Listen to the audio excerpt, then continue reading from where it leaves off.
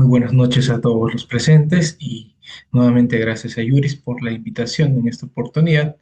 Vamos a, voy a exponer y finalmente vamos a dialogar sobre un tema muy importante, cuál es el rol constitucional del Poder Judicial.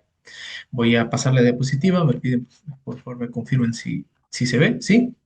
Sí, ¿El doctor, cambio de correcto. diapositiva? Muy bien, muchas gracias. Pues bien, para la presente sesión he elaborado un pequeño sumario, tienen ustedes ahí en pantalla, y que les va a permitir conocer por de pronto los temas que vamos a desarrollar esta noche. En primer lugar, vamos a tener un pequeño preámbulo donde vamos a hablar sobre el concepto de Estado y Estado de Derecho. Luego hablaremos del fundamento histórico, de cómo es que esta institución o este poder del Estado a cuál es la génesis de este poder del Estado y cómo hemos transitado por lo menos los últimos 2500 años a lo que tenemos el día de hoy. Luego hablaremos de la Ilustración, cuál es una etapa del de una expresión del conocimiento que se desarrolló con posterioridad al Renacimiento y al humanismo y que contribuyó notablemente a la creación de lo que se conoce en su momento como Estado moderno y que fue a reemplazar al Estado absolutista y que permitió precisamente y que dio inicio, ¿no?, a lo que conocemos hoy como poderes del Estado y la separación y división de poderes. Vamos a hablar luego del Poder Judicial como poder estatal, cuáles son sus características, luego el rol del Poder Judicial en un Estado social y democrático de derecho, ya aterrizando en la legislación nacional.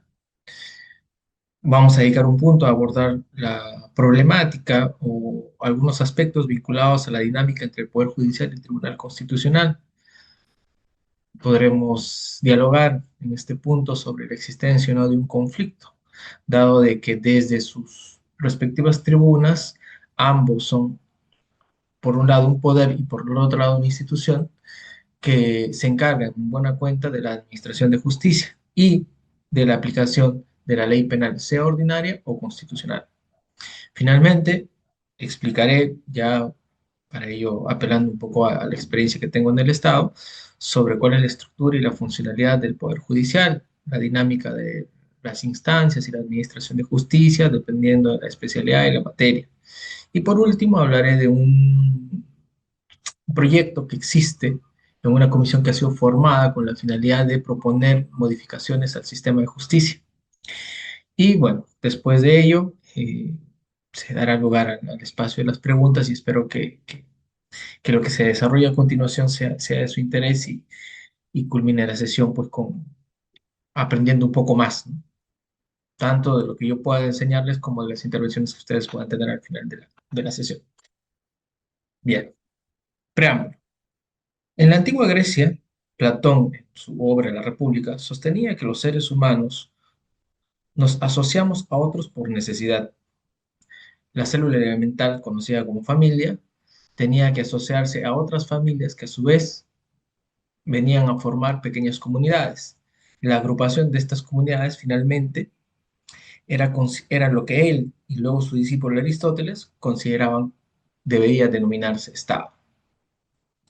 Hoy en día el concepto de Estado ha cambiado notablemente y para ello vamos a recurrir a un concepto que nos proporciona el profesor Marcial Rubio Correa. Y este concepto es muy importante porque nos va a permitir entender toda la evolución histórica que vamos a desarrollar a continuación. Y el profesor nos dice lo siguiente, que desde un punto de vista constitucional, el Estado tiene cuando menos dos dimensiones. Una que llamaremos política, que se ocupa de los derechos constitucionales y los grandes principios que lo rigen, y otra que llamaremos orgánica, que se ocupa de los organismos que componen el Estado, su conformación y atribuciones. La importancia de dicho concepto radica en que nos va a permitir, a partir de esta dualidad política orgánica, conocer o definir mejor lo que se conoce como Estado de Derecho.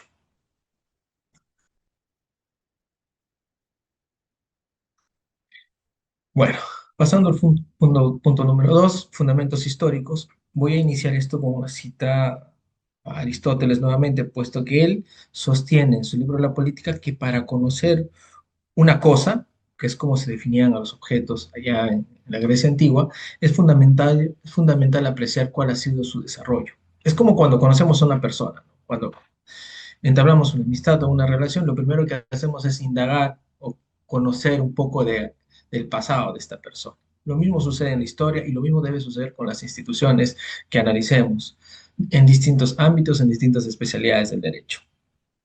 Pues bien, para conocer cómo es que se gestó lo que hoy se conoce como Poder Judicial, vamos a retroceder un poco a Grecia.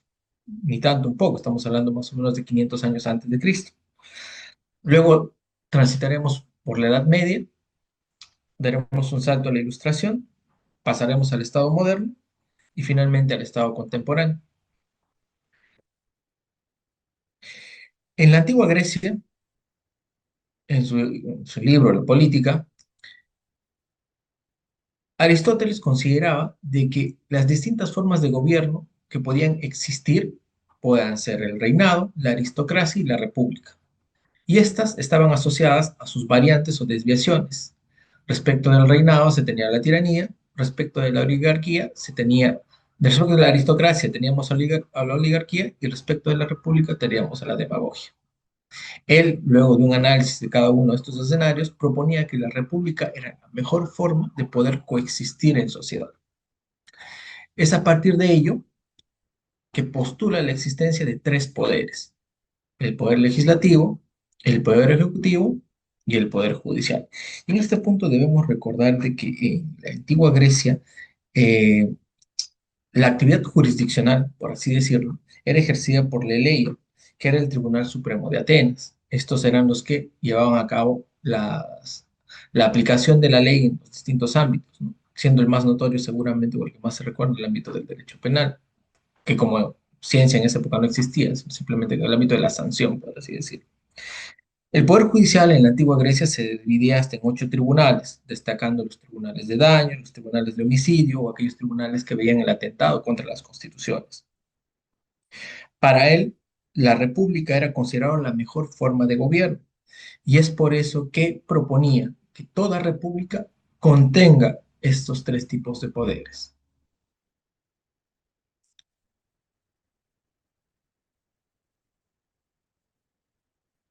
Luego de la edad antigua, en el año 476 aproximadamente se produce o culmina la Edad Antigua con el inicio y se da inicio a la Edad Media, la que duró aproximadamente unos 1000 años. La Edad Media es considerada dentro de la historia de la humanidad como aquella época oscura, ¿no? Sometida al entendimiento eclesiástico, al poder religioso, con el predominio del poder escolástico. Y duró aproximadamente, como dije, 1000 años hasta la caída de Constantinopla, e incluso algunos consideran que no fue sino hasta el descubrimiento o al redescubrimiento, dependiendo de la noción que tengamos de ello, del redescubrimiento de América, ¿no? Porque estuvo en Colón allá en 1492. Por esta época, posterior, me refiero a la Edad Media, comenzó a gestarse en Europa, fundamentalmente en Florencia, lo que se conoce como el Renacimiento, la Rinascita, que implicó el dejar atrás el oscurantismo de la Edad Media y dar lugar a la época racional, al pensamiento científico. Mientras aquello sucedía en Italia, bueno, o en Florencia, que era un estado italiano, porque en esa época no podríamos hablar de Italia como país, hasta sino la reunificación de los estados italianos, que pasó muchos años después. Mientras eso sucedía en Italia, teníamos en Inglaterra el surgimiento del pensamiento racional y científico. Destacan, entre tantos pensadores de aquella época, en principio Thomas Hobbes, quien en su obra El Leviatán eh,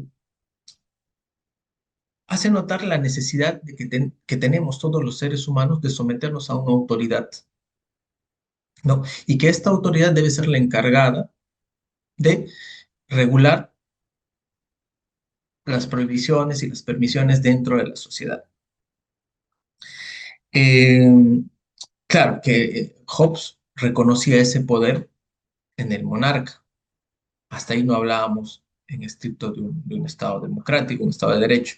En esa época se vivía todavía bajo el influjo monárquico.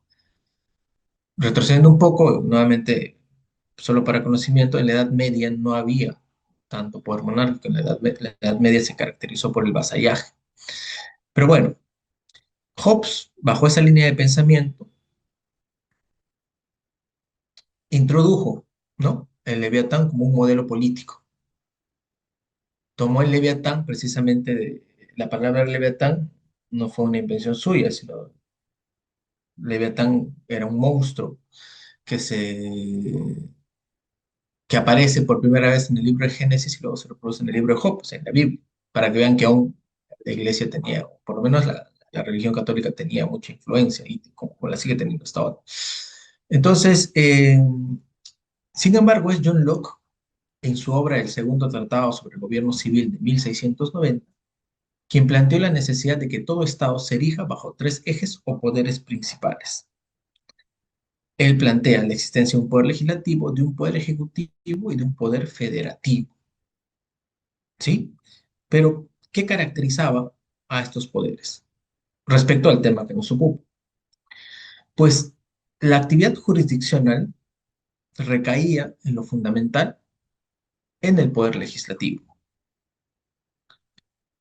Y una muestra de ello es cuando se analiza, por ejemplo, la teoría del precedente, que precisamente nos remitimos a, a los antecedentes más remotos del precedente, a pronunciamientos de las cámaras de los lores en Inglaterra, lo que pues es una muestra más de que era el poder legislativo quien ejercía el ejercicio jurisdiccional, quien ejercía o controlaba la aplicación de la ley y la sanción a quienes infringían la ley.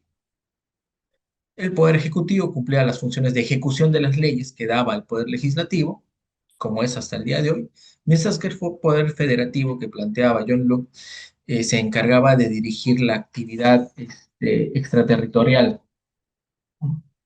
una especie de Ministerio de Relaciones Exteriores. Eso fue allá, ¿no?, en 1690. Más de 50 años después, es Montesquieu, ya en Francia, quien en su obra célebre El espíritu de las leyes de 1748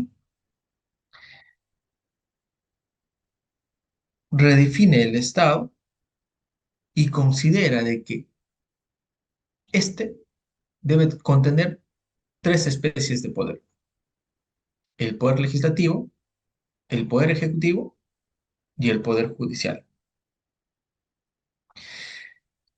Entonces, es aquí donde ya se habla de la postulación de un poder o del ejercicio jurisdiccional como un poder ajeno al ejecutivo y ajeno al legislativo, con autonomía, con vida propia. Pero ¿cuál era la explicación que Montesquieu daba? ¿O en qué reposaba o se justificaba la necesidad de tener un poder judicial? Él dice textualmente que cuando el poder legislativo y el ejecutivo se reúnen en la misma persona o en el mismo cuerpo de magistrados, no hay libertad, porque puede temerse que el monarca o el tirano haga leyes tiránicas para ejecutarlas tiránicamente. Explica también que tampoco hay libertad si el poder judicial no está separado del legislativo y el ejecutivo, pues si está unido a la potestad legislativa, el poder de decidir de la vida y la libertad de los ciudadanos será arbitrario, porque el juez será al mismo tiempo legislador, mientras que si está unido al poder ejecutivo, el juez tendrá en su mano la fuerza del opresor, y todo estaría perdido si el mismo hombre o el mismo cuerpo de los próceres o de los nobles o del pueblo ejerciera estos tres poderes. Este extracto de la obra, El espíritu de las leyes, es fundamental porque nos demuestra no solamente la necesidad de contar con un poder judicial independiente y ajeno a la voluntad política, sino también porque nos permite entender cómo es que esta sustracción de la actividad jurisdiccional desde el poder legislativo va a generar lo que hoy se conoce como equilibrio de poderes. ¿Y por qué es que este concepto o esta idea está tan vigente hasta la fecha? ¿Y por qué es que no debemos o se debe evitar en todo caso mezclar la actividad jurisdiccional o ponerla al servicio de la clase legislativa, de la clase ejecutiva, o del poder legislativo, o del poder ejecutivo. De ahí la importancia o de ahí la vigencia de esta, de esta idea, de esta propuesta de Montesquieu, sobre todo en el contexto en el cual nos encontramos, ¿no? Donde a veces se pretende politizar la actividad judicial, la actividad fiscal, ¿no? Tratar de contagiarla o tratar de someterla al poder político. Y sobre esto igual vamos a profundizar más adelante. Entonces, ese era más o menos el contexto o la línea de pensamiento y la influencia que tuvo la Ilustración en la creación o en la consolidación de los estados. Hasta aquí todavía vivíamos en un contexto histórico propio de los estados absolutistas. Y hubieron tres estados absolutistas que destacaron en Europa, ¿no? Fueron Francia, fueron el francés, el inglés y el estado francés, fueron el estado inglés y se me está yendo se me va un nombre. Bueno, eran dentro, más allá de estos tres, en este contexto, perdón, ya ingresando al punto número tres, es que el Estado español, perdón, el Estado absolutista español. Entonces, la Ilustración, ya entrado al siglo XVIII, es considerada en buena cuenta un movimiento intelectual y cultural en el contexto del ya mencionado humanismo renacentista y el racionalismo científico, y que se caracterizó por el retorno al pensamiento aristotélico y a buscar y reconocer en el hombre aquella capacidad de gestionar y organizarse por sí mismo. Se deja atrás, ¿no? Esa sumisión a lo divino que existió durante la Edad Media y que fue impuesta por la Iglesia Católica, y el hombre vuelve a coger un papel protagónico. Obviamente hubieron muchos autores, muchos pensadores, ¿no? Acá vale destacar allá por 1500 el aporte no solo de Hobbes o el aporte de Locke, sino fundamentalmente tal vez el, el pensamiento científico de Descartes, ¿no? El pensamiento filosófico de Baruch Spinoza. Fueron distintos escenarios intelectuales europeos los que finalmente propiciaron toda esta revolución científica, que no solamente se vio reflejada en el arte, ¿no? Porque si algo destacó al Renacimiento, sobre todo al italiano, fue aquel amor por el arte y la forma de expresarse a través del arte. Y bien, entonces, si bien el siglo XVIII inició con una clara dominancia de los estados absolutistas, no culminó así, puesto que en 1789, como consecuencia de la Revolución Francesa, se emite la Declaración Universal de los Derechos del Hombre y del Ciudadano. Este fue el punto de partida de lo que se conoce hoy en día como Estado contemporáneo.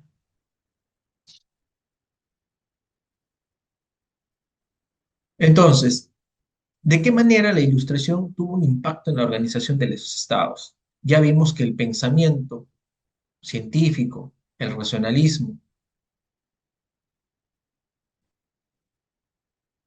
dio lugar a colocar al hombre por sobre todas las cosas, ¿no? Entre comillas,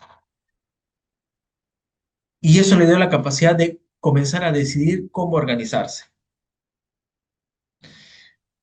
Una vez producida la declaración en 1789, en 1791 Francia emite su primera constitución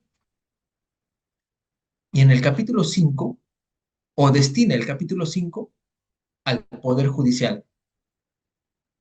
Y allí, en ese capítulo 5, delineaba los ámbitos de jurisdicción y de competencia de este poder estatal. Su artículo 1 decía textualmente, el Poder Judicial no puede ser ejercido en ningún caso por el cuerpo legislativo ni por el rey. Ojo, si bien habíamos dejado el Estado absolutista, esto no fue inmediato. La monarquía todavía subsistió y subsiste en algunos países, aunque de manera representativa. Entonces,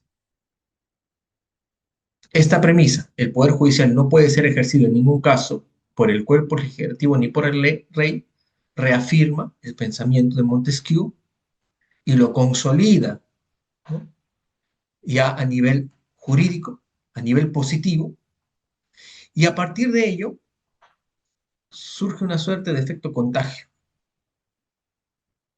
porque ya comienza en toda Europa algunos estados o algunos estados, técnicamente hablando, comienzan a emitir sus propias constituciones. En Noruega en 1814, en Países Bajos en 1815, en Estados Unidos, ¿no? Para este lado del globo, ya en 1789. Y alguno de ustedes podría decir en este punto, ¿y la Carta Magna? Porque, bueno, estas son las constituciones del Estado moderno. Pero si uno indaga sobre la historia de las constituciones como documentos que declaran derechos o que protegen o que establecen restricciones, la Declaración de los Derechos del Hombre ni la primera Constitución francesa de 1791 son el punto de partida. El punto de partida sería la Carta Magna del Reino Unido, que data de 1215. Pero ¿por qué no la considero en este caso? Por una sencilla razón, que como dije, a partir de la Revolución Francesa es que podemos hablar de un Estado moderno y de la constitucionalización del derecho. En 1215 el contexto histórico era distinto. Estábamos en plena Edad Media. Es más, la Carta Magna versa sobre el reconocimiento de derechos que da a un feudal y reconoce derechos de ciertas instituciones o de ciertos personajes eclesiásticos. Esa es la razón por la cual no la considero acá. Y bien, ¿qué sucede entonces? Como pueden apreciar ahí en la diapositiva, eh, España emite su constitución la conocida como Constitución de Cádiz en 1812. ¿Pero por qué es importante esta constitución? Es importante por la sencilla razón de que el Perú formaba parte o era un virreinato por esa época. ¿Y qué sucede? ¿Cómo es que finalmente termina influyendo la Constitución española en lo que posteriormente sería la República del Perú? Lo vamos a ver a continuación. La Constitución de Cádiz, con una marcada influencia francesa, reconocía la independencia judicial y como característica ineludible del Estado. Tienen ustedes a la vista los artículos 242 y 243 del título quinto, que se refería a los tribunales y de la administración de justicia en lo civil y en lo criminal.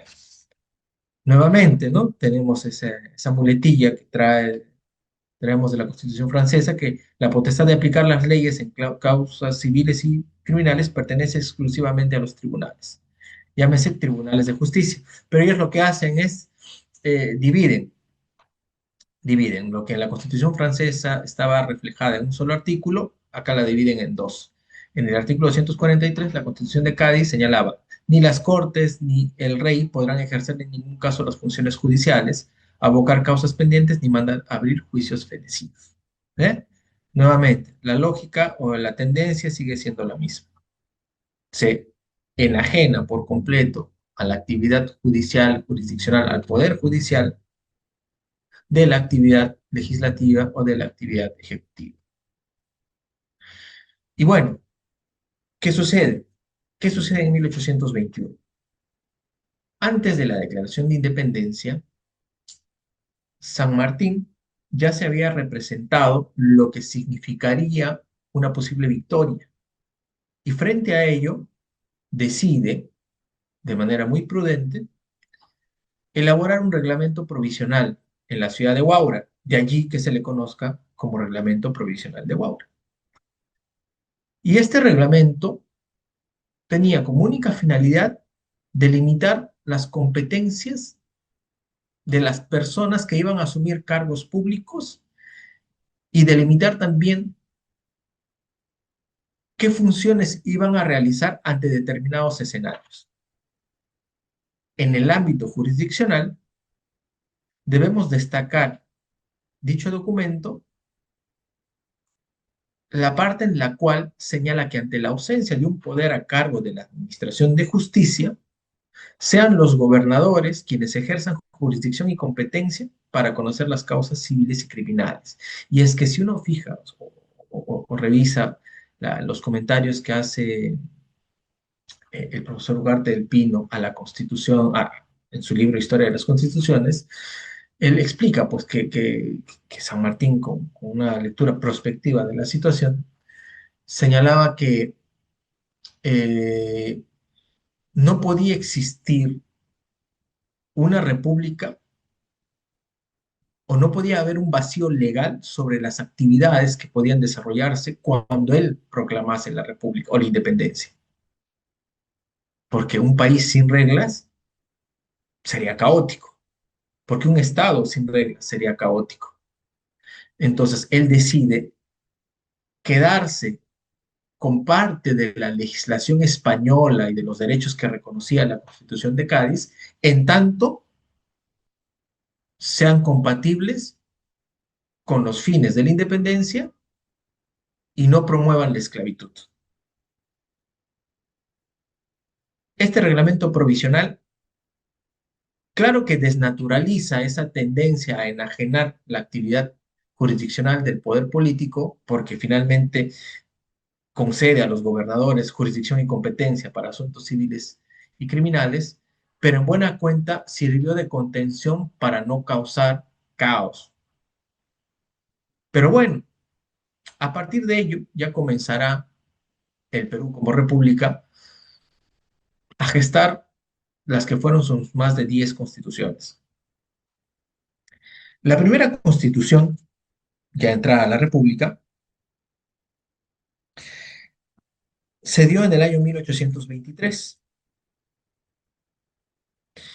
Lo particular de esta constitución es que, si bien reconocía la existencia de tres poderes, terminológicamente hablando, no se refería a la actividad jurisdiccional como poder judicial, sino como poder judiciario.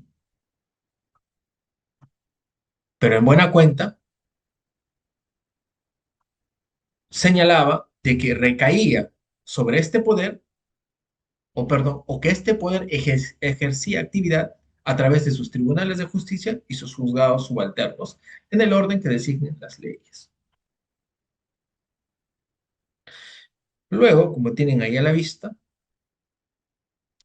van a comenzar a gestarse nuevas constituciones. La del 23 duró apenas 3 años. Sin embargo,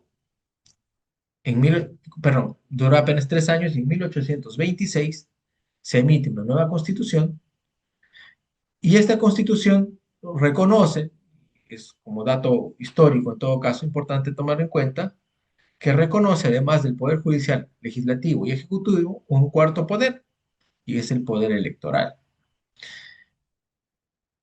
Sin embargo, ya la Constitución de 1828 y la de 1834 reducen nuevamente la existencia de poderes a solo tres. Una particularidad en la historia de las constituciones constituyó pues la intención de la conocida como ley fundamental que se dio en el contexto de la Confederación Perú-Boliviana, que consideró al Poder Judicial como un poder judicial general de la Confederación. Sin embargo, esto no prosperó. Ya en 1839 se retomó esa distribución tripartita de tres poderes que se ejercían a través de los tribunales y jueces.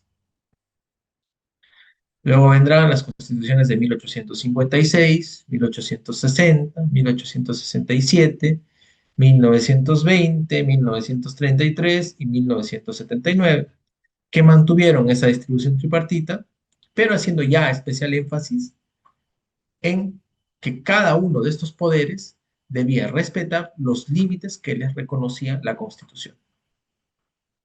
Este énfasis no existe en las constituciones anteriores y es por eso que acá considero en este bloque solamente algunas. Ya por último, tenemos la Constitución vigente. la de 1933, que reconoce expresamente en su artículo 43 que la República del Perú es democrática, social, independiente y soberana. El Estado es uno e indivisible y su gobierno es unitario y representativo y descentralizado y se organiza según el principio de separación de poderes, principio que como vimos históricamente es un aporte de Montesquieu, pero que fue gestado desde mucho tiempo antes, ¿no? Con las ideas de Locke, con los aportes de Thomas Hobbes, pero para que vean, 1933, pero la idea o todo esto que se ve reflejado en la Constitución de 1933, pues comenzó a gestarse allá por los años 1500. ¿Y qué nos dice el artículo 138 de la Constitución?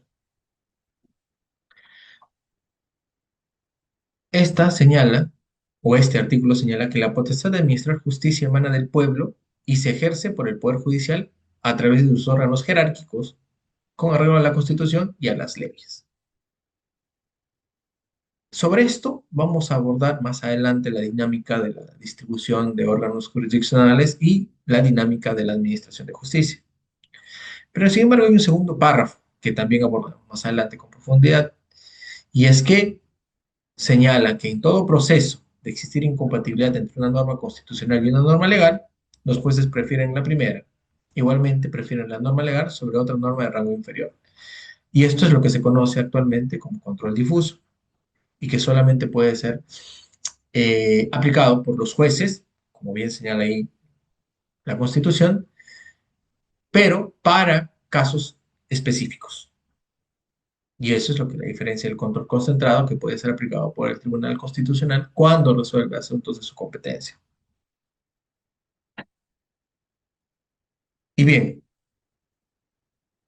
antes de analizar todas aquellas garantías que nos ofrece la Constitución respecto a la forma y modo en que se debe administrar justicia, lo primero que debemos entender es que si bien el Poder Judicial es un poder del Estado, su actividad forma parte de un sistema que conocemos como sistema de justicia y que dicha labor la comparte con el Ministerio Público, el Tribunal Constitucional, la Defensoría del Pueblo, el Jurado Nacional de Elecciones, y pongo un etcétera, porque ahí podríamos agregar tal vez a la Junta Nacional de Justicia, ¿no? Que se encarga hoy en día de nombrar jueces, magistrados, de sancionarlos por faltas disciplinarias e incluso de destituirlos, en el caso por lo menos de magistrados de primera y segunda instancia. Es en este contexto antes expuesto que sobre el Poder Judicial recae finalmente la decisión en materia jurisdiccional sobre todos aquellos asuntos a los que son sometidos a su jurisdicción y competencia en el contexto del desarrollo, de la interacción de los seres que compartimos este territorio. Pero ¿cómo es que se ejerce esa función jurisdiccional?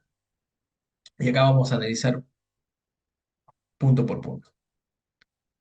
El 139 de la Constitución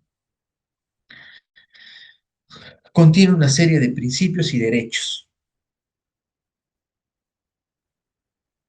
El primero de estos nos habla de la unidad y exclusividad de la función jurisdiccional y nos dice que no puede ni debe existir jurisdicción alguna independiente con excepción de la militar y la arbitral.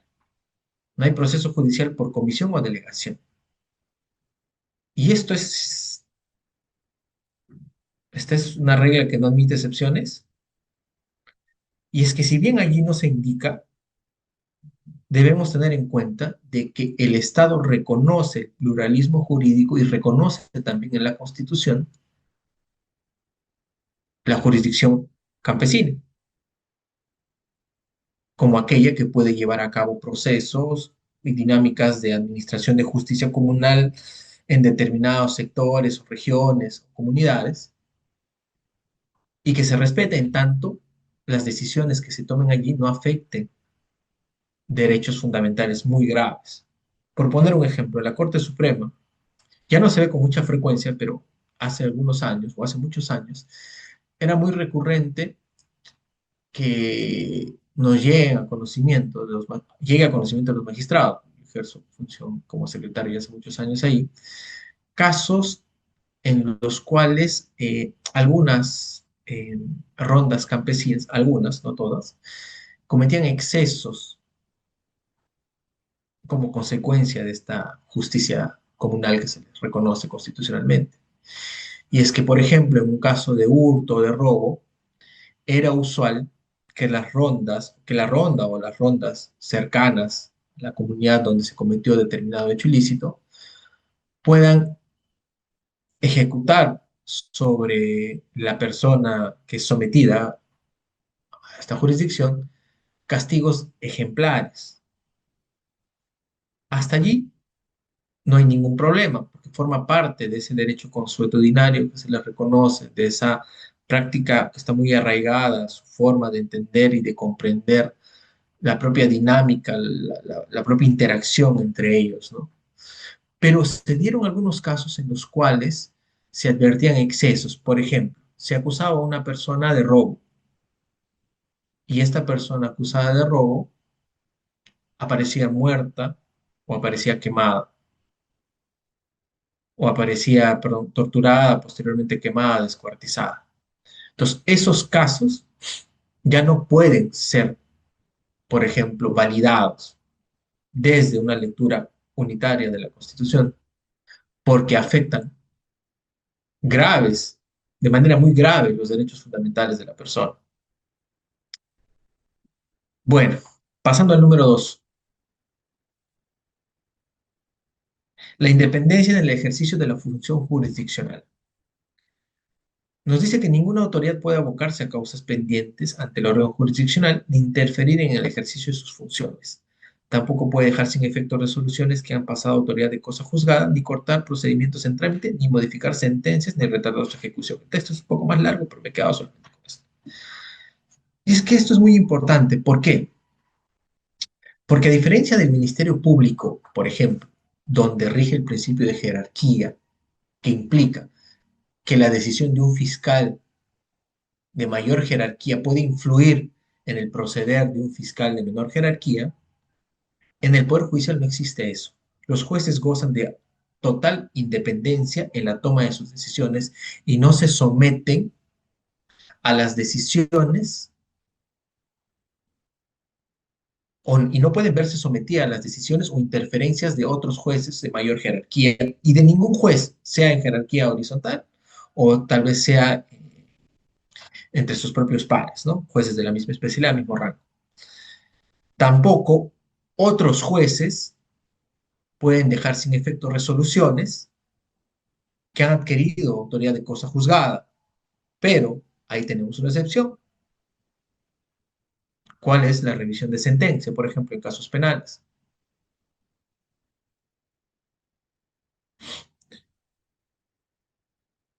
Tampoco se pueden modificar sentencias ni retardar su ejecución.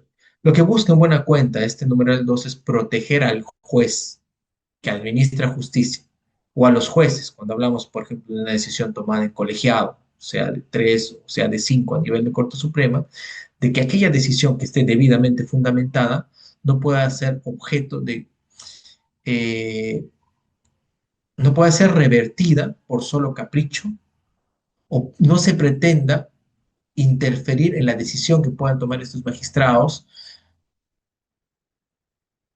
lo cual incluso puede lidiar con ciertos actos de corrupción o con ciertos actos de manejo político. Esta es una muestra clara, ¿no?, de lo que ya veníamos hablando hace un instante, la necesidad de mantener a la actividad jurisdiccional ajena de la influencia política, sea a nivel legislativo o a nivel ejecutivo.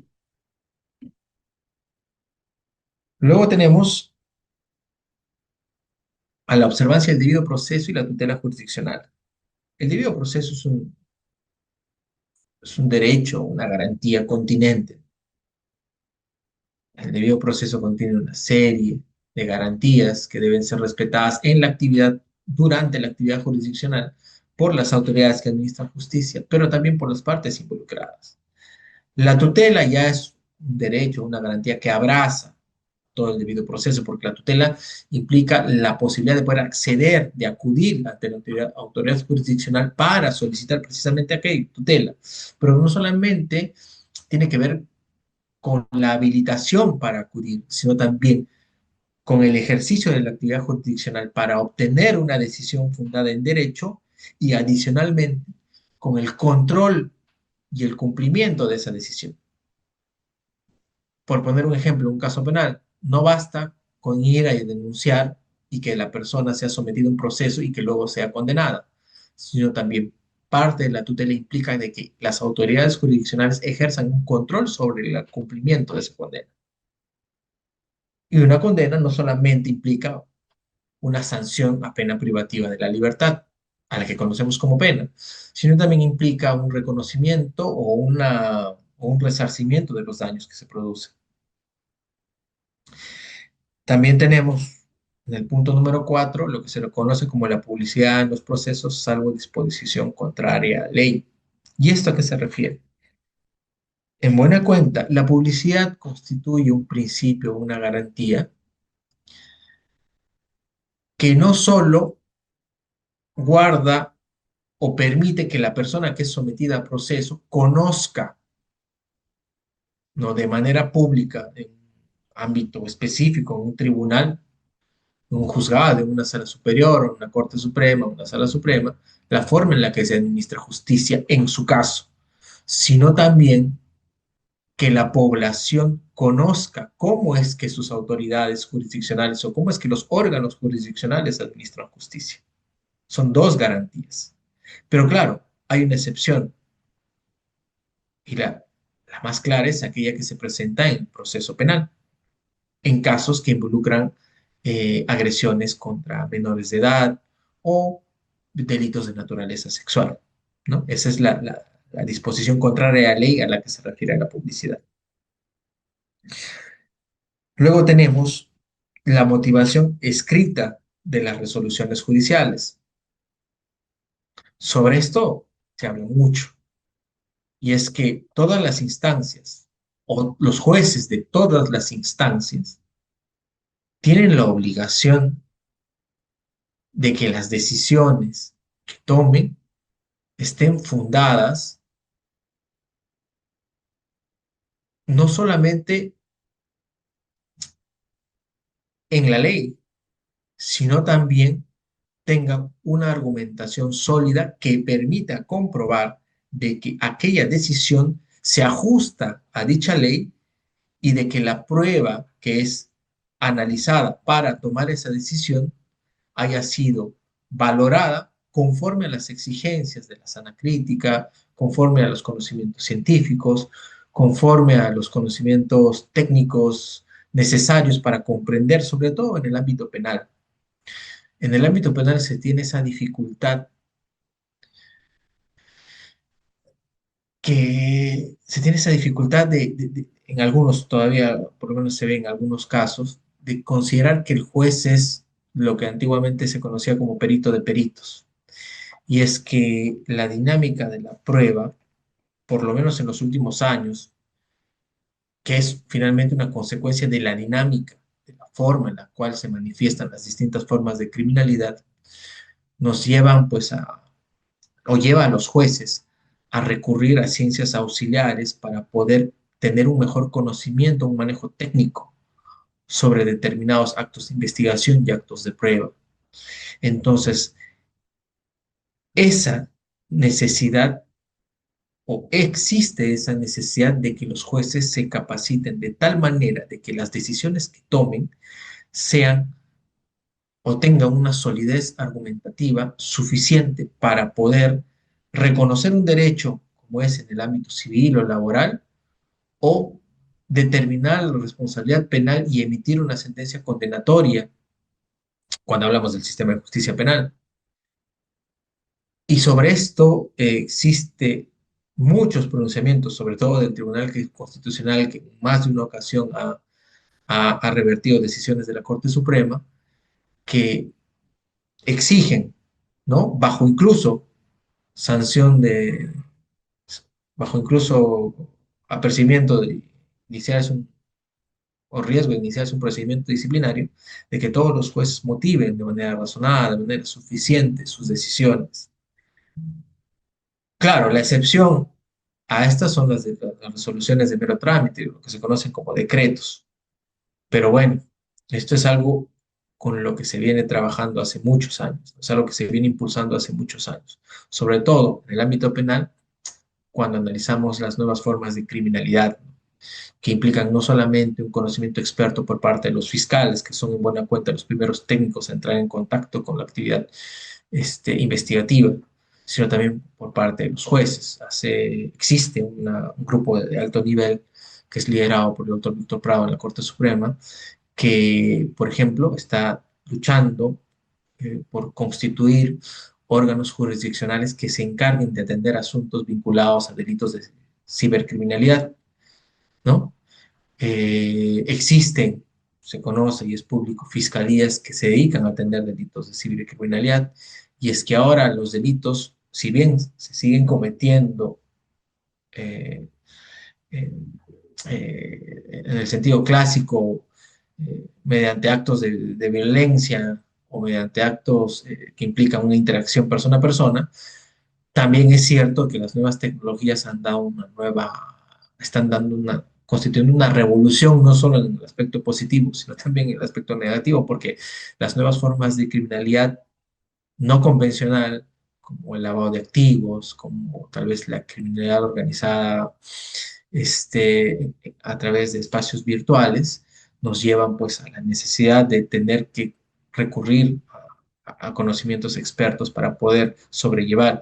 Y todo esto finalmente debe ser reflejado en las resoluciones que emiten los jueces y sobre todo, y es importante subrayar esto, en las decisiones que restrinjan derechos, como son las sentencias en materia penal. Luego tenemos ah, como una garantía de la función jurisdiccional a la pluralidad de instancias. Y es que, pues la Constitución nos habla de una pluralidad de instancias, pero ¿qué es pluralidad? Pues pluralidad en sentido semántico va a hacer referencia a algo que es más de uno, dos, tres, cuatro, cinco. Pero, ¿cuál es el límite? Y esto es importante porque existe cierta confusión, sobre todo en algunos abogados que ejercen litigio, luego por experiencia propia, que no tienen muy en claro cómo es que se debe ejercer este derecho. Pues bien, para comprender lo que es pluralidad, lo primero que debemos tener en claro es que todo recurso impugnatorio está sometido al principio de legalidad procesal. Así lo ha señalado el Tribunal Constitucional en muchas sentencias. Entonces, como los medios impugnatorios son de configuración legal y nosotros solamente nos referimos a pluralidad en la Constitución, debemos complementar esta pluralidad con lo que manda la Convención Americana de los Derechos Humanos. Y es que allí en su artículo octavo, parece que habla sobre distintas garantías también, señala de que toda persona tiene derecho a que la decisión que afecte o que le guarde o que le genere gravamen, por así decirlo, pueda ser revisada por un tribunal, por un tribunal. Esto nos permite entender entonces que la pluralidad se refiere, en buena cuenta, a la posibilidad de acceder a una instancia superior respecto de aquella que emitió la decisión que te generó agravio. En ese sentido, hablaremos de pluralidad de instancia cuando existan dos instancias que se pronuncien sobre determinado caso, no más. Y algunos podrían decir, y la Corte Suprema, sobre esto me voy a ocupar más adelante. Luego, la garantía número 7 se refiere a la indemnización por errores judiciales. Miren que sobre esto he buscado, he tratado de indagar bastante y no he encontrado ningún antecedente, por lo menos una decisión que reconozca una indemnización por error judicial. Y claro, hay que tener mucho cuidado acá, ¿no? Por ejemplo, error judicial no se refiere o no está vinculado a, por ejemplo, casos en los cuales se declare fundada una demanda de revisión de sentencia, que tiene muchas causales, pero no todo error judicial va a significar una indemnización. Si se declara fundada una revisión de sentencia, ¿no? Que es un proceso especial, un proceso posterior a aquel que emitió una condena que está firme, si se declara fundada una demanda de revisión por una de las causales, no significa que haya existido un error judicial. Porque el artículo 439 del Código Procesal Penal, que establece cuáles son los requisitos o en qué escenario se puede plantear una demanda de revisión, también señala que puede plantearse por prueba nueva, lo que significa que no todo error judicial, que no toda sentencia que quede fundada o que revierta una decisión que adquirió cosa juzgada constituye un error judicial. Siempre se van a tener que ver casos por casos, pero de momento no he encontrado ninguna decisión que haya reconocido a una persona el haber sido perjudicada por un error judicial y que además lo indemnice por ello. Octavo, el principio de no dejar de administrar justicia por vacío o por deficiencia de la ley. Esto se refiere básicamente a casos en los cuales la ley pueda presentar algún defecto en su estructura y que no pueda ser sometido o cubierta desde los distintos métodos de interpretación. De allí que esta misma garantía te señale de que cuando no puedas recurrir tal vez a una interpretación sistemática, teleológica, auténtica de la ley, en el caso de la ley penal, por ejemplo, podrás hacerlo o podrás escalar a los principios generales e incluso al derecho consuetudinario, pero bajo ninguna circunstancia podrás deberás de omitir un pronunciamiento sobre el fondo, vinculado estrictamente a, a decisiones que se toman a través de autos o de sentencias. El principio 9 habla de inaplicabilidad por analogía de la ley penal que guarda relación, de cierta forma, que hemos mencionado, obviamente, solo que en el ámbito del derecho penal sí puede existir cierto margen de error cuando se interpretan, por ejemplo, leyes penales en casos concretos, en situaciones específicas. Y es por eso que se hace especial énfasis en leyes penales y normas que restrinjan derechos. Y dentro de estas normas, por ejemplo, pueden estar las medidas coercitivas que se dictan en el contexto de un proceso penal específico. El punto número 10 se refiere al principio de a no ser penado sin proceso judicial. Esto es, al principio de no ser recluido sin un juicio previo, sin un proceso judicial que respete garantías, garantías que pueden ser muchas, como el derecho a la prueba, el derecho a la contradicción de la prueba, el derecho a la valoración de la prueba, el derecho a ser atendido o asesorado por un abogado de manera eficaz, ¿no? El derecho a ser tratado, a la regla de tratamiento, a ser tratado como inocente, o el derecho a que tu condena solamente pueda ser emitida con base en la prueba de cargo que es postulada por el Ministerio Público, de allí que se excluye la posibilidad de que puedas ser condenado por tu propia versión sobre los hechos, ¿no? Que es el principio a no autoincriminación. Luego tenemos la garantía número 11, que es la aplicación de la ley más favorable al procesado en caso de duda o de conflicto de leyes penales. Esto es muy frecuente en los pedidos de sustitución de pena que vemos en la Corte Suprema, cuando en línea de tiempo o de evolución legislativa una ley penal se modifica de manera favorable, sea despenalizando, o sea, por ejemplo, reduciendo la pena, o sea, descriminalizando, es decir, suprimiendo el carácter típico antijurídico de un hecho. 12, el principio de no ser condenado en ausencia. Esto es el principio a que no se emite una sentencia sin que hayas conocido de la existencia de un proceso, por lo menos. Y que conociendo a, no hayas decidido abstraerte del proceso. Si tú, conociendo la existencia de un proceso, te abstraes, puedes ser eventualmente condenado. Esto en el contexto, por ejemplo, del Código de Procedimientos Penales, cuando nos referimos al proceso sumario. Pero en procesos donde medie un juicio oral, no podrá ser bajo ningún contexto condenado, menos aún si ni siquiera tenés conocimiento de la existencia del proceso. Luego tenemos La garantía 13, que es la prohibición de revivir procesos fenecidos con resolución ejecutoriada. Acá hablamos nuevamente de las revisiones de sentencia como una excepción o de las nulidades de acto jurídico, tal vez en materia civil, o nulidades bueno, bueno, que es función jurisdiccional, la jurisdicción arbitral es una jurisdicción especial.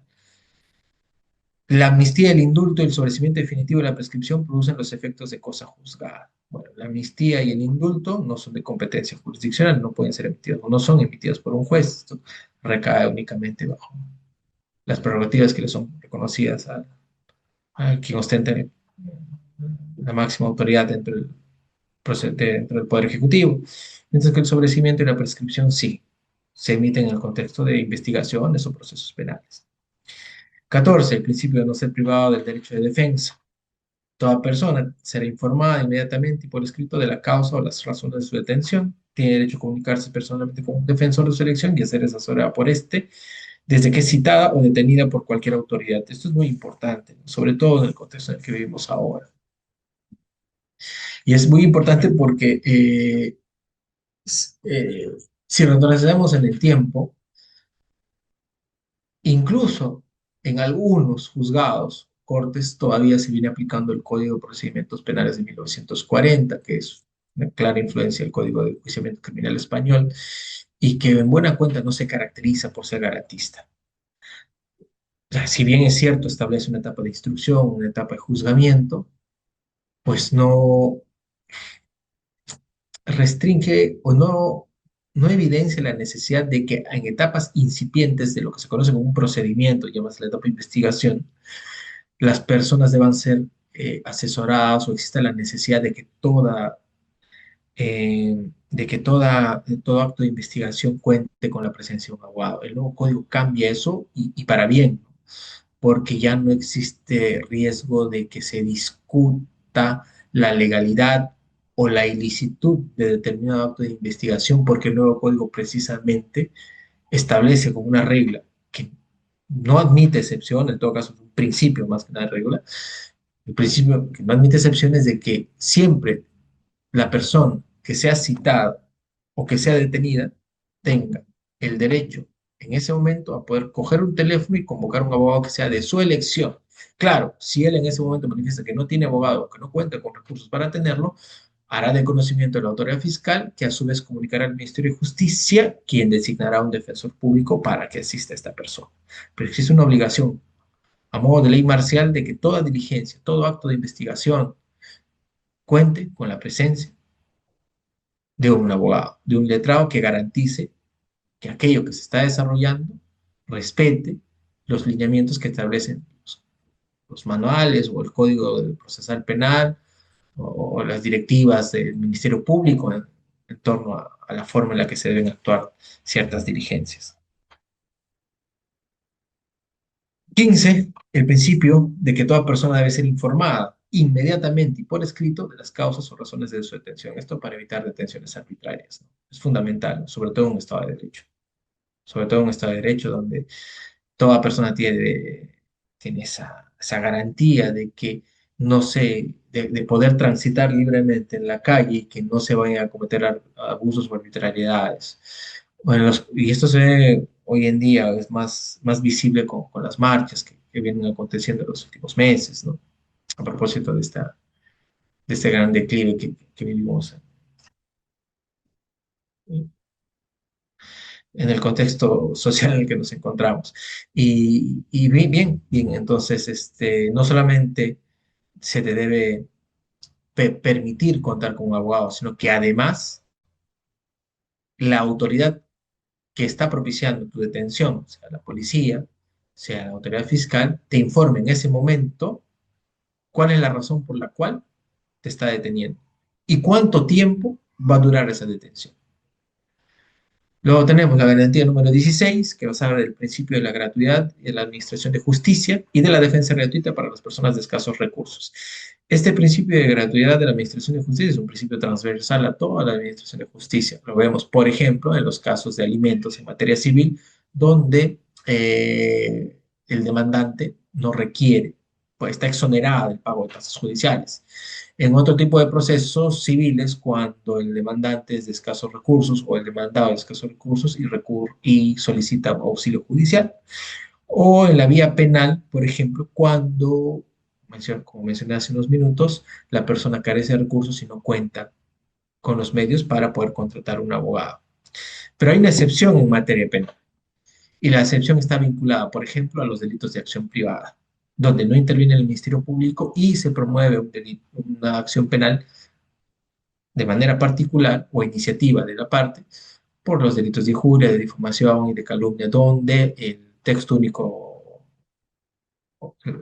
donde el TUPA del Poder Judicial establece cuál es el valor de la tasa que se debe pagar, pues, en función a la pretensión indemnizatoria que tiene la parte. El punto número 17 que tienen ahí en pantalla está con un color distinto. Y este nos habla de la participación popular en el nombramiento y en la colocación de magistrados conforme a ley. Nótese la primera parte, ¿no? La participación popular en el nombramiento. Y es que, claro, nosotros, o en la actualidad, los magistrados, sea jueces, sea fiscales, en este caso, jueces, que es lo que ocupa el tema de la presente noche, los jueces son designados por la Junta Nacional de Justicia y no son designados en un contexto de participación popular. Pero la Junta Nacional de Justicia es designada por los representantes de distintas instituciones, siendo una de estas un representante del Congreso. No sé si por ahí se pueda superar este mandato o esta garantía constitucional, pero y es que la práctica también de esta forma de elección de jueces y fiscales, de magistrados, a través de elección popular, no nos muestra las mejores referencias. Tal es el caso de Bolivia, tal es el caso de México. Y es que si bien en esos países se promueve la elección popular, por ejemplo, en el caso de Bolivia, resulta que la elección popular se da en elecciones, pero las balotas que se les presentan a los ciudadanos que van a elegir quiénes son los magistrados contienen una lista de elegibles que fue preseleccionada por el Poder Legislativo. Entonces, pues no existe una elección directa, existe un filtro que previamente y claramente es político. Y creo que eso, por lo menos en mi opinión personal, no garantiza y al contrario, le generaría un daño a la institución o a este poder del Estado que, como vimos, para mantener el equilibrio de poderes debe mantenerse al margen de la influencia política que pueda ser ejercida desde el legislativo o desde el poder judicial. Esto es muy importante y ojalá puedan emitir sus opiniones al respecto, porque es algo que me parece que una intención, un proyecto de ley que se presentó el año pasado, imagino que debe estar en las comisiones, entonces siempre es bueno conversar sobre esto, ¿no? Garantía número 18, la obligación del Poder Ejecutivo de prestar colaboración en los procesos que le sean requeridos. Cuando hablamos de esto, lo primero que se me viene a la, a la mente son los procesos de extradición. Si en algo interactúan el Poder Judicial y el Poder Ejecutivo, es en materia jurisdiccional, por así decirlo, es a través de lo que se conoce como procesos de extradición, sean activas, sean pasivas, donde el Poder Judicial emite resoluciones consultivas que luego son aprobadas por el Poder Ejecutivo a través del Ministerio de Justicia y del Ministerio de Relaciones Exteriores. Luego tenemos el principio garantía 19, que habla de la prohibición de ejercer función jurisdiccional por quien no ha sido nombrado en la forma prevista por la Constitución o la ley. Bueno, ahí hemos visto que en la forma prevista por la Constitución no está. No está en la forma en la que nos muestra este numeral 17 por elección popular, pero sí está en la forma en la que aparece reconocida a la Junta Nacional de Justicia, que sí está considerada dentro de la Constitución política, ¿no?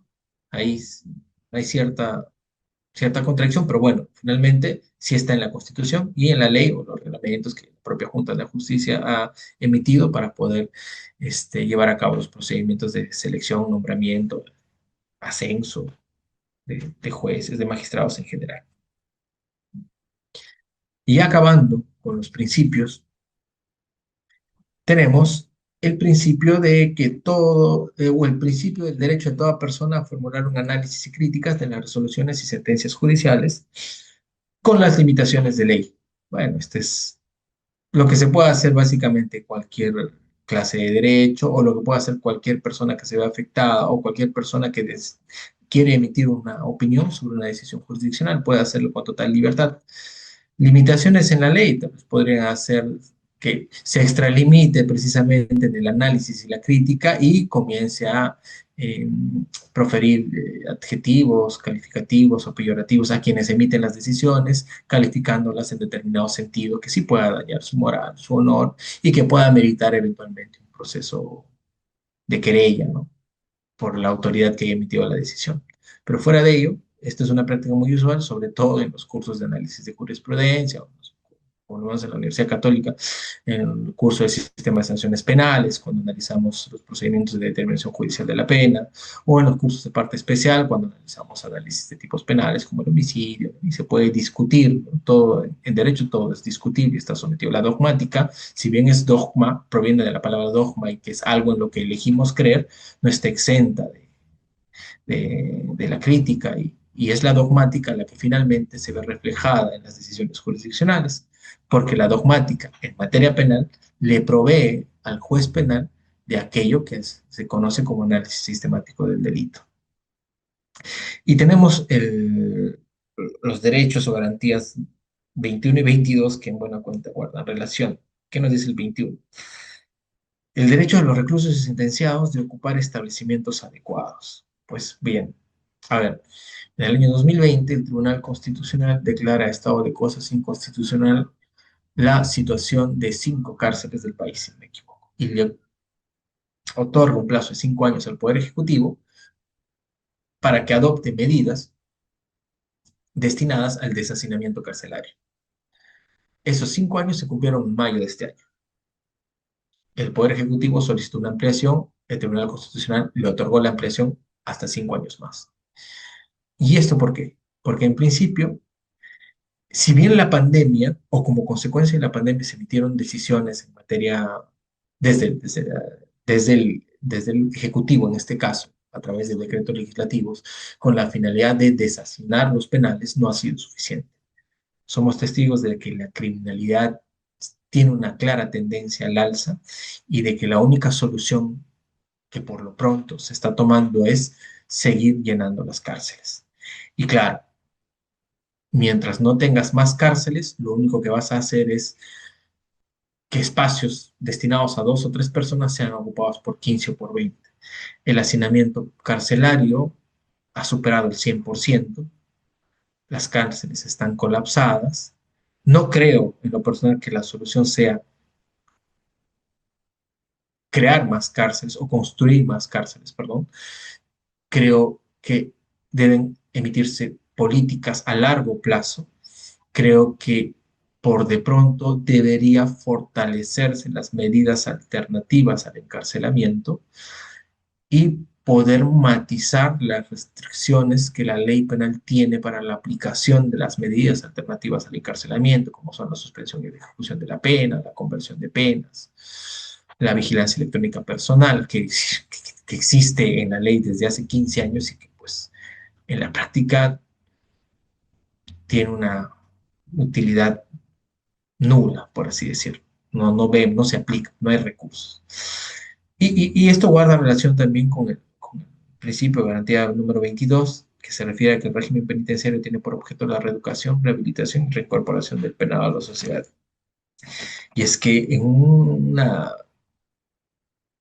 nuestra forma, o el Estado en todo caso, eh, las políticas públicas en materia de criminalidad que se vienen dando en los últimos años con la única excepción del decreto legislativo 1585, que flexibilizó las reglas para poder obtener cierta libertad en algunos casos puntuales, la mayoría de leyes penales que se han emitido desde el Congreso o con facultades delegadas al Ejecutivo a través de decretos legislativos, lo único que han hecho es sobrecriminalizar. Entonces, si tú sobrecriminalizas y no estableces matices, lo único que vas a conseguir es llenar penales. Y si además tienes penas sobrecriminalizadas que pasaron, por poner un ejemplo, del caso del robo, que hace 20 años era 5 y hoy tiene una pena de cadena perpetua, es ilógico que puedas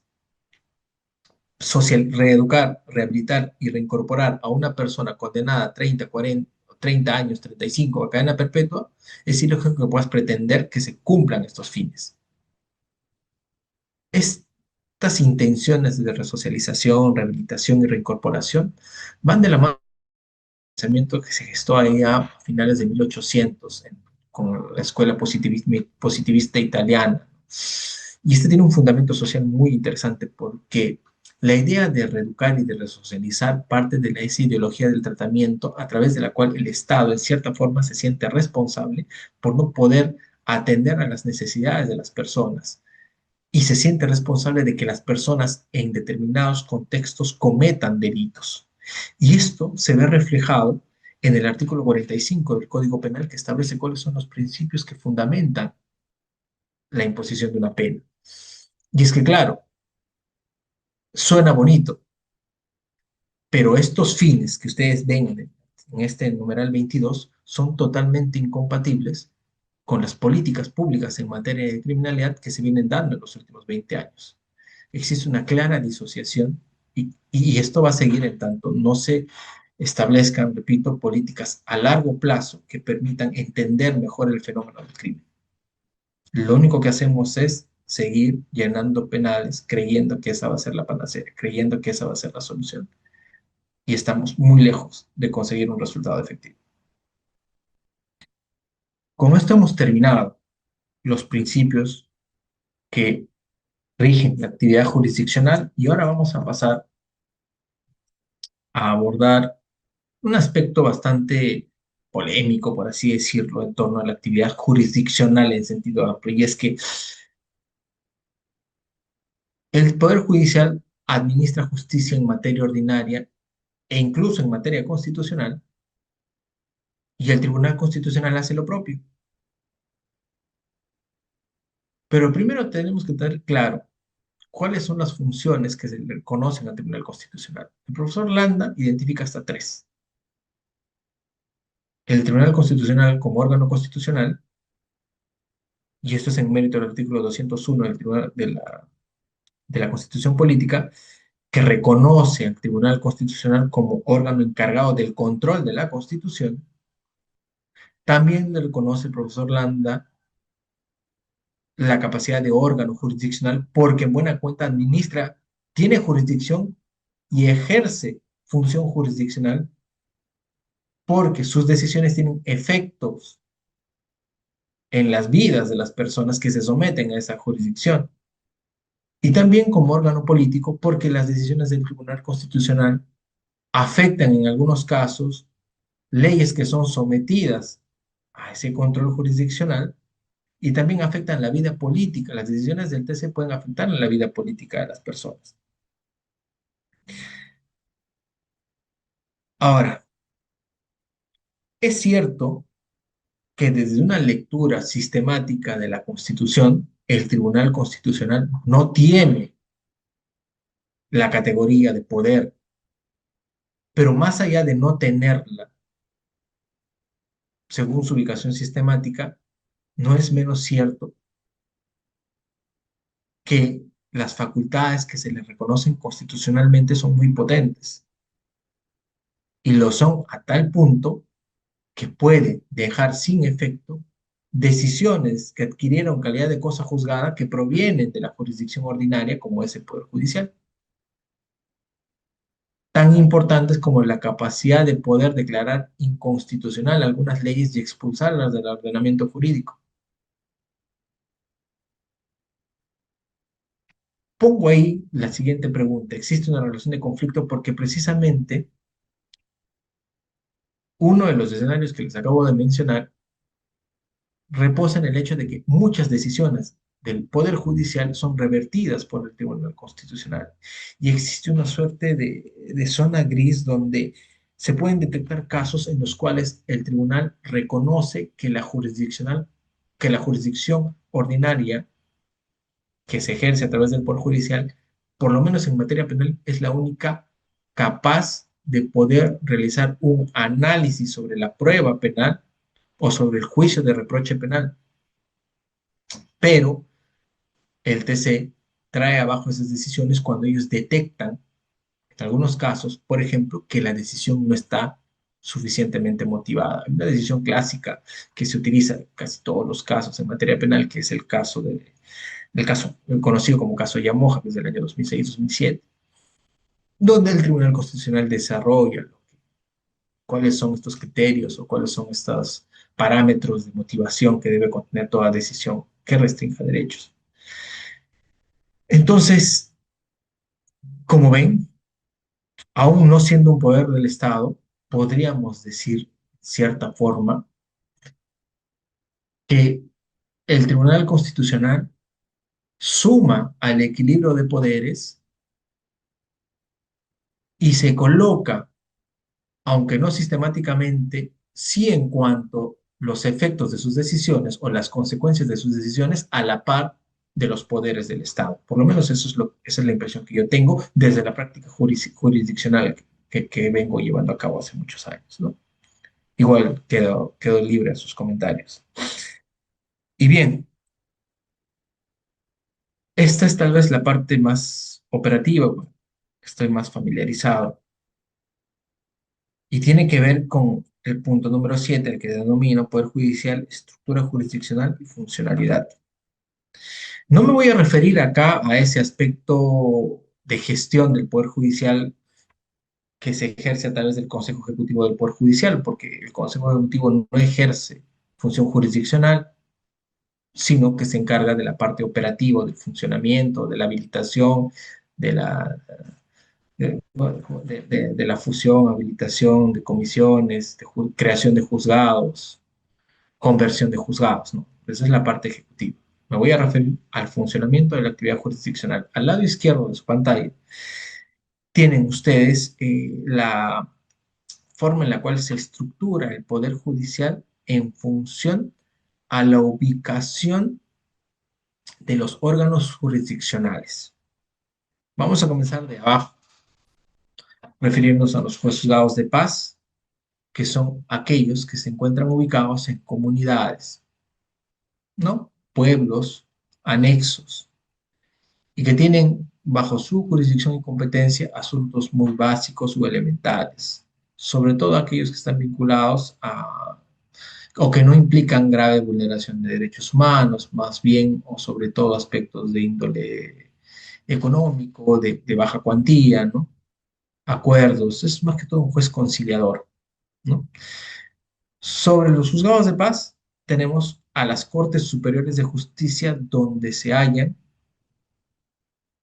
distintos órganos jurisdiccionales. Vamos a tener a los juzgados de paz letrado, a los juzgados especializados y mixtos y a las salas superiores. Los juzgados de paz letrado, los juzgados especializados y salas superiores son ocupados por jueces que previamente han sido abogados. En cambio, los juzgados de paz que están a cargo de los jueces de paz no necesitan reunir esa condición. Pueden ser jueces de paz, personas representativas de una comunidad, líderes de una comunidad, pero su actividad sí es objeto de control por parte del Poder Judicial. No es que ellos estén exentos de control, no. Ellos rinden cuenta de sus actividades al Poder Judicial. Y finalmente tenemos a la Corte, hay un error de tipeo, Corte Suprema de Justicia, donde se ubican las salas supremas. De momento existen, según ley orgánica, tres salas supremas por especialidad: la sala penal, la sala constitucional de Derecho Constitucional y Social y la Sala Civil. Eso es según ley orgánica, pero por necesidad a estas salas se han adicionado las transitorias de las especialidades que he mencionado porque la carga procesal es abrumadora. En materia penal hay dos salas, una que se encarga del manejo del Código de Procedimientos Penales, la otra que se encarga del manejo del conocimiento del nuevo Código Procesal Penal en 2004, mientras que tenemos dos salas civiles y hasta cinco salas, una sala constitucional y social permanente y cinco salas constitucionales y sociales transitorias, que ven algunas de ellas asuntos de naturaleza constitucional, como amparos, y otras que ven asuntos que involucran procesos que son elevados desde la vía laboral, ¿no? Derecho laboral público, derecho laboral privado. Esa es más o menos la distribución de órganos jurisdiccionales. Pero la dinámica de interacción cambia totalmente. Y eso está al lado derecho. Acá vamos a omitir a los juzgados de paz y nos vamos a concentrar en los juzgados de paz letrado. Los juzgados de paz letrado atienden asuntos menores de importancia, pero no tan relevancia o no tan complejos. ¿Qué podemos encontrar en juzgados de paz letrado? Por ejemplo, asuntos referidos a alimentos. ¿Y a dónde se pueden ir en apelación las sentencias de alimentos? Pues en apelación serán conocidos como segunda instancia por los juzgados especializados de la materia. En el caso de alimentos, lo verán juzgado civil, pero el juzgado especializado también opera como primera instancia en asuntos que son de su competencia. Por ejemplo, en materia penal, los juzgados especializados se encargan de juzgamiento en primera instancia cuando hablamos de juzgados unipersonales y hablamos de juzgados colegiados. Ellos juzgan en primera instancia. ¿Y a dónde van las decisiones que ponen fin a esa instancia? Esas decisiones en apelación irán a las salas superiores, que como bien indico ahí, conocen apelación a casos de juzgados especializados. Y ustedes habrán escuchado sobre los jueces de investigación preparatoria. ¿Dónde es que se ubican ellos? Pues ellos se ubican en primera instancia dentro de los juzgados especializados. Y es que en la vía penal existen jueces de investigación preparatoria que se encargan de controlar la investigación y que no juzgan, que no emiten sentencia, salvo en procesos de terminación anticipada, que es un proceso especial. Y por otro lado tenemos a los jueces unipersonales y a los jueces penales colegiados, que sí son órganos de fallo y emiten sentencias. Hasta allí identificamos con claridad cómo es que funciona la dinámica de la primera y segunda instancia. Repetimos, lo que se resuelve en juzgado de paz letrada en primera instancia será conocido en segunda instancia por un juzgado especializado, mientras lo que resuelve un juzgado especializado en primera instancia será conocido en segunda instancia por una sala superior o sala de apelaciones. Pero, ¿y qué labor cumple la Corte Suprema? Pues como dijimos ya al inicio,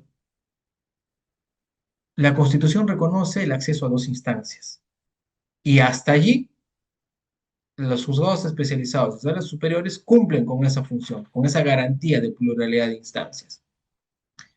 Pues bien, la Corte Suprema conoce de manera excepcional vía casación. Y es que la casación no es un derecho. La casación no es un derecho que esté vinculado a la pluralidad de instancias. La casación, que tiene una fuente de origen también que nos remonta al derecho inglés, por así decirlo, ¿no? Hace muchos años atrás, cientos de años atrás, es una instancia excepcional de control de las decisiones de abajo, pero que opera en casos excepcionales y de manera discrecional, solo para uniformizar criterios jurisprudenciales o para aplicar justicia a casos concretos o para velar por la aplicación correcta de la ley penal y la observancia del principio de legalidad penal. Pero, pero, todo lo que les acabo de mencionar gira en torno a procesos en el ámbito penal que están vinculados a la aplicación del nuevo código. Porque el Código de Procedimientos Penales tiene un escenario totalmente distinto. Y es que en ese código, o ese ya código vetusto que ya tiene pocos procesos en giro a nivel nacional, las salas superiores son órganos de primera instancia y las salas de la Corte Suprema son órganos de segunda instancia. Esto puede resultar un poco confuso y amerita incluso una clase, solo una clase, porque la dinámica de las apelaciones puede ser bastante confusa. De ahí que pongo en la base de la diapositiva que este es un diagrama básico. ¿No? El segundo triángulo es un diagrama básico. Está sujeto a dinámicas, sobre todo en procesos penales. Ahí la interacción o la aplicación de dos códigos en simultáneos genera confusión. Y le agrego un poco más de confusión si hablamos de procesos especiales para altos funcionarios, donde se trabaja en instancia de sala penal especial, que es una sala que trabaja adscrita a la Corte Suprema, a la Sala Penal Permanente de la Corte Suprema, y que solo ve juicios contra altos funcionarios, llámese jueces superiores, con excongresistas, expresidentes. No, porque la Sala Penal Especial de la Corte Suprema es la que en este momento está llevando a cabo el juicio al expresidente Castillo. Y cuando ellos emitan sentencia, esa sentencia irá en apelación a la Sala Penal Permanente de la Corte Suprema. Y es que los altos funcionarios tienen la prerrogativa, altos exfuncionarios tienen la prerrogativa de que solamente pueden ser juzgados por altos magistrados. Eso ya es propio de la dinámica de altos tribunales de justicia. Como repito, esa es una clase, eso puede ameritar una sola clase. Y bien, ya para cerrar, eh, es importante que ustedes conozcan que existe desde hace algunos años una comisión especial de alto nivel multipartidaria que está encargada de estudiar y presentar una propuesta de reforma integral del sistema de administración de justicia. Y hace algunas semanas trascendió un informe preliminar de esta comisión. Y esta comisión debemos destacar con cargo siempre a llevar un análisis un poco más profundo, ¿no? Sobre la distribución de los artículos, la ubicación sistemática de las instituciones, pero debemos destacar que incorpora un capítulo 7 que ya nos permite hablar a nivel constitucional de lo que se debe conocer como sistema de administración de justicia. Y este sistema de administración de justicia va a recoger la actividad que realizan los distintos órganos o instituciones que están vinculadas al sector justicia.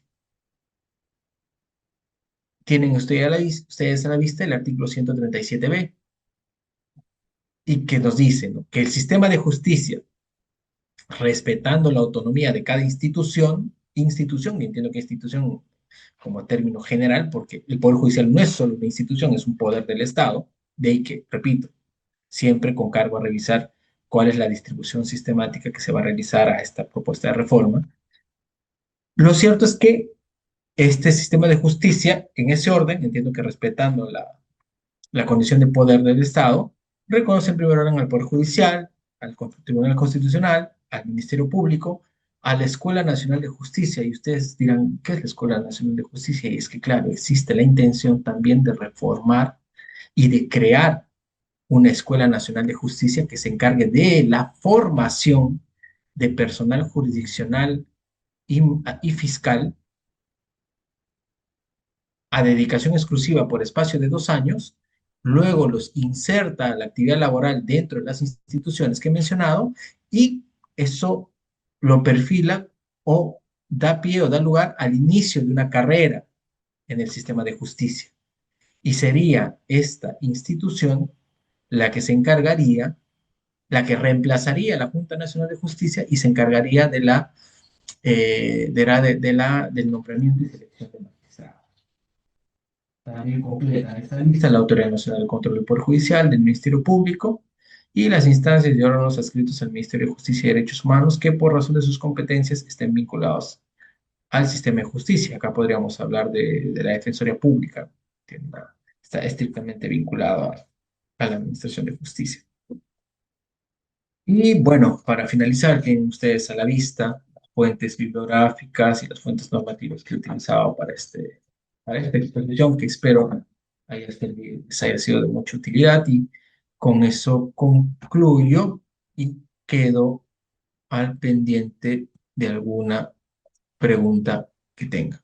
Muchísimas gracias, doctor, por esta gran ponencia. En esta medida vamos a trasladar las preguntas y las retransmisiones de Juris.p en las señales de TikTok. Pero vamos primero, doctora Valeria Quispe nos dice, doctor, muchas gracias por su instructiva ponencia. Desde su experiencia, ¿cuál considera el principal desafío que enfrenta el Poder Judicial para cumplir eficazmente su rol de guardián de la Constitución?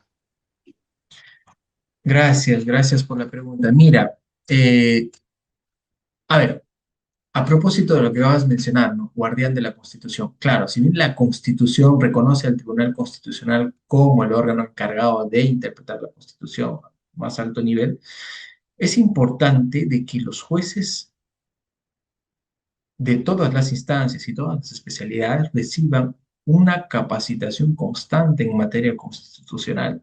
Y es que no se debe esperar que a través de un proceso constitucional se revierta una decisión por ejemplo, defectos en el procedimiento, llámese a través de la exclusión de una prueba ilícita o por defectos en la fundamentación o en la motivación. Creo que es importante que los jueces penales, civiles, laborales, de la especialidad de contencioso administrativo, de todas las especialidades, reciban una capacitación constante en materia constitucional que les permita tomar decisiones que generen mayor seguridad respecto de la forma en la que se administra justicia. La labor es de largo aliento. Bueno, en buena cuenta somos personas. Cada juez carga un pasado, una historia, y lo que queda es siempre exhortarlos. Por lo menos yo trabajo con el doctor Víctor Prado hace muchos años y él es una persona que impulsa mucho la capacitación de los jueces penales, por ejemplo, en materia de determinación judicial de la pena. Y es que hemos visto que uno de los grandes problemas que en materia penal se vienen observando es el hacinamiento carcelario, ¿no? En materia penitenciaria. Y también se ha advertido en la práctica un deficiente conocimiento por parte de los jueces de la forma en la que se deben aplicar medidas alternativas al encarcelamiento. Esto es, por desconocimiento, por falta de preparación, no están en la capacidad de poder detectar casos en los cuales puedan evitar que una persona en un caso específico y que cometió un delito bajo determinadas circunstancias evite la prisión. Y es que también se sabe que la prisión, y ahí es un defecto del error de cálculo prospectivo, de lectura de futuro, y que los jueces creen o siguen creyendo de que la prisión es la solución a todo, y eso no es así. Es más probable que un joven que no cometió un delito muy grave, que es considerado un delincuente accidental y no un delincuente ocasional, que no utilizó un arma, que no generó lesiones graves,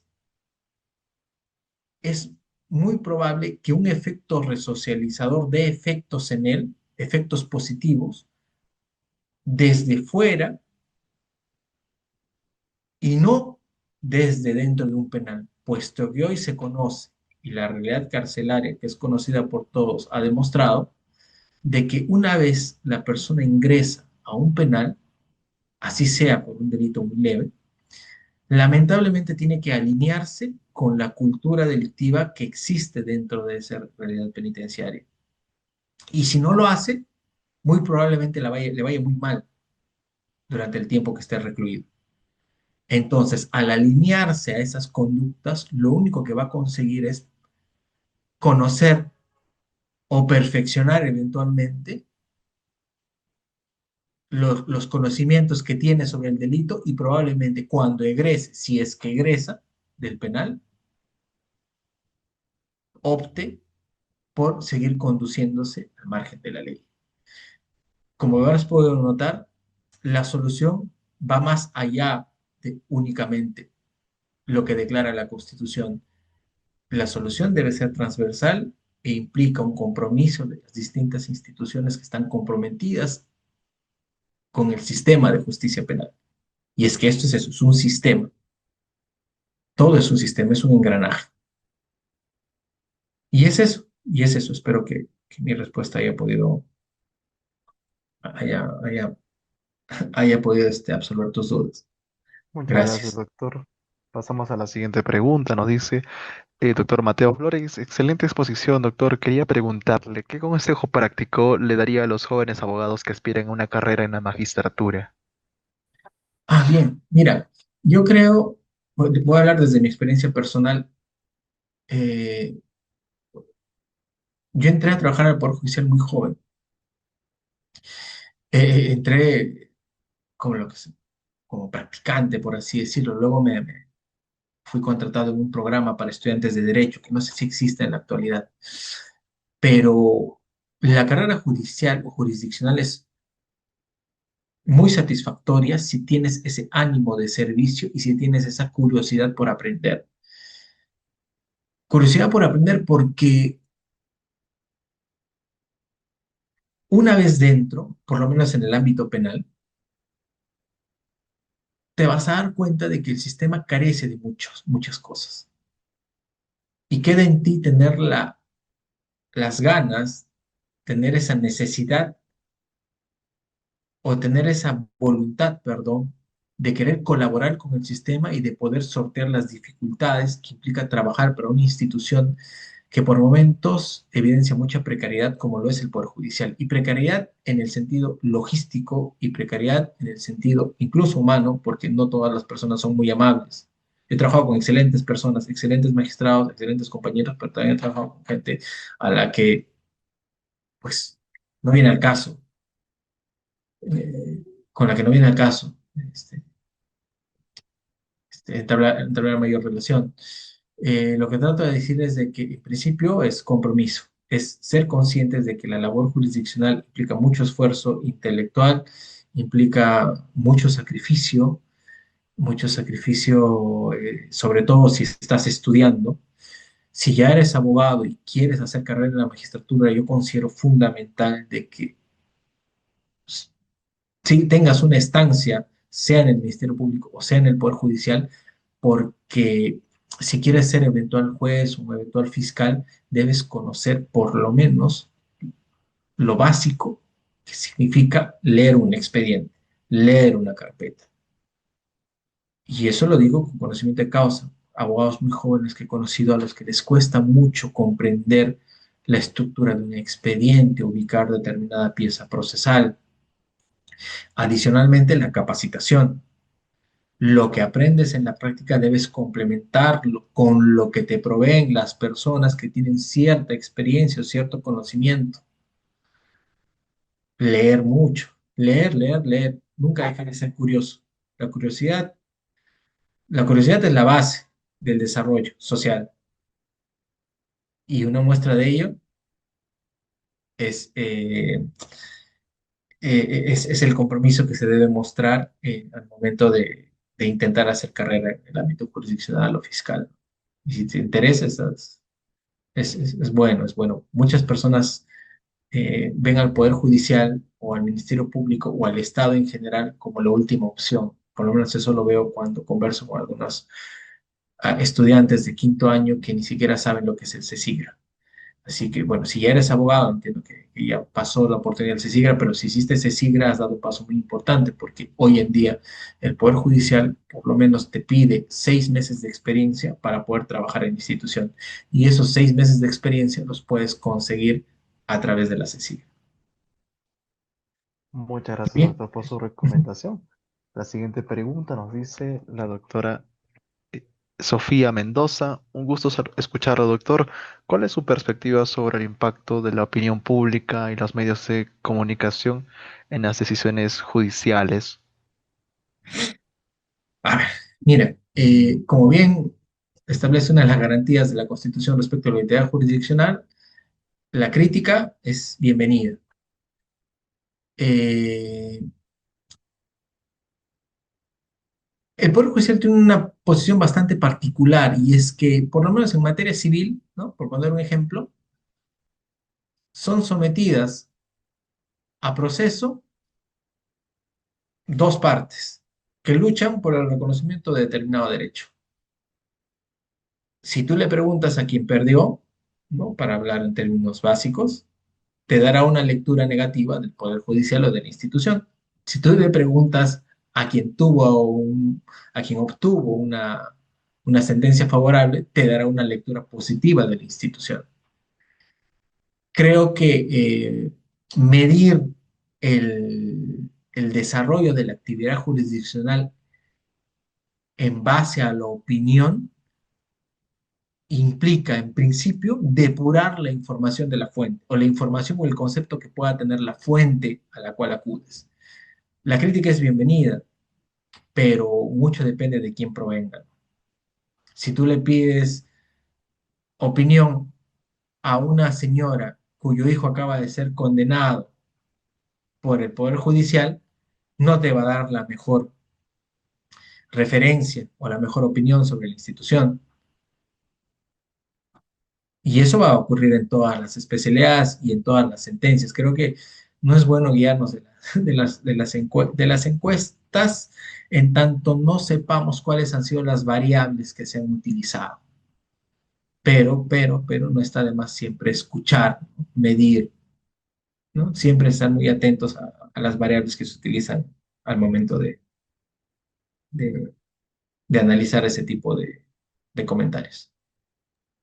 Muchas gracias, doctor. Pasamos a la última pregunta. La doctora Luciana Torres nos dice, de cara al futuro y en torno a las recientes protestas, ¿qué reforma estructural considera usted indispensable para que el Poder Judicial pueda modernizarse y responder de forma más célere y transparente a las demandas de la justicia de la ciudadanía? Bien, mira, tu pregunta guarda relación con la última parte de la exposición en realidad, ¿no? Existe este proyecto para reformar el sistema de justicia, para hacerlo más integral, y creo que eso suma. Ahora, claro, ese es el ámbito declarativo, ¿no? El ámbito constitutivo a través de la Constitución. Se lee bien, suena bien y lo puedo explicar bien, pero el derrotero puede estar en las capacidades operativas de la práctica jurisdiccional. Y es que, por ejemplo, necesitas, si quieres luchar contra el crimen organizado, no convencional o violento, o el crimen organizado que opera a través de medios tecnológicos, necesitas jueces con conocimientos especiales sobre la materia. Y eso implica capacitación. El doctor Víctor Prado tiene una frase que siempre utiliza y me parece fascinante. Y él dice que un juez que no determina bien la pena, y yo acá agrego un juez que no conoce bien sobre la materia que va a resolver, es un peligro social. Y eso es lo que debemos, y eso es lo que es materia de preocupación, la capacitación de los magistrados. Es fundamental establecer políticas de formación de magistrados y esta propuesta de reforma hace bien en crear una suerte de carrera judicial, ¿no? O carrera fiscal donde podamos captar jóvenes que se interesen por este tipo de servicio y que sean formados desde abajo con conocimientos especiales. En la actualidad, la Academia de la Magistratura forma a los futuros jueces y fiscales a través de lo que se conoce como el programa de formación de aspirantes, que yo cursé hace 2 años. Es un programa al que puedes postular dependiendo del nivel de experiencia o de los requisitos que cumplas respecto al nivel al cual quieres acceder. Primer nivel, pues sepas letrado, fiscales. Segundo nivel, jueces especializados. Tercer nivel, jueces superiores. Cuarto nivel, jueces supremos.